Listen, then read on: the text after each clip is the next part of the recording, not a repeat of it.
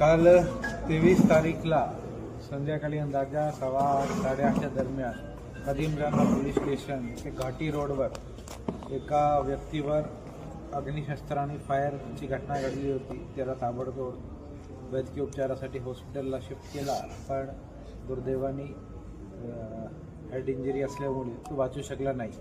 त्याच्यामध्ये इमिडिएटली सगळी पोलीसची यंत्रणा ॲक्टिवेट करण्यात आली होती. मी स्वतः व्हिजिट केली होती आणि विदिन 5 to 6 आवर काहीच क्लू नसताना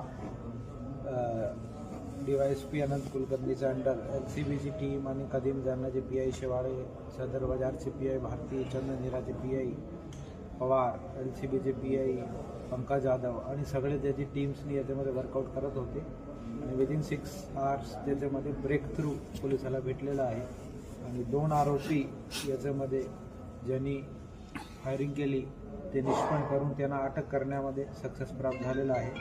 दोघे आरोपीचं नाव अमन शैलेंद्र धिल्लोड आणि अजय विजय अमलेकर असे ही 2 आरोपी आहे. दोघाला पोलिसांनी अटक केला आहे आणि पोलीस चौकशीमध्ये त्यांनी गुन्हा करण्याची कबुली पण दिलेली आहे.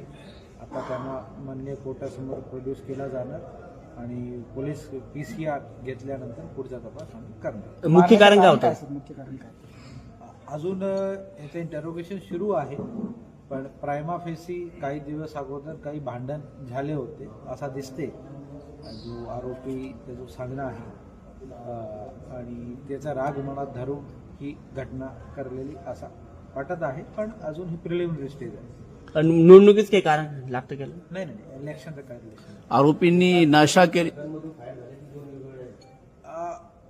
आता ही तर फोरेन्सिक अनालिसिस नंतर लक्षात येईल, पण बऱ्यापैकी दोघांकडे वेपन होते असं समजते. आरोपींनी नशा केल्याचं समजतंय.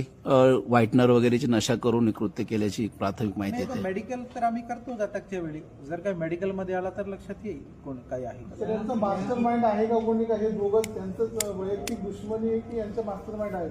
आणि आता आम्ही सगळे अजून भरपूर अँगल आहे. वेपन कोणी दिला, सप्लाय कोण केला, कोणी त्याच्यामध्ये अजून कॉन्स्पिरसीमध्ये इन्व्हॉल्ड आहे का? कारण फॅमिलीचा, विक्टिमची फॅमिलीचा अजून काही लोकांकडवर संशय आहे की ते पण त्याच्या मागे असू शकते. आम्ही सगळे अँगल अजून तपास करणार आहे. किती गोळ्या झाडल्या गेल्या आणि किती? आम्हाला जो घटनास्थळावरून भेटले ते 4 MTK सापडले होते, पण ते आता पोस्टमॉर्टम नंतर लक्षात येईल एक्झॅक्टली किती इंजुरी आहे. यांच्याकडून काही वेपन आणि जे काही रेकॉर्डवरती आहेत वेपन जप्ती वगैरे आता पोलीस कस्टडी PCR भेटल्यानंतर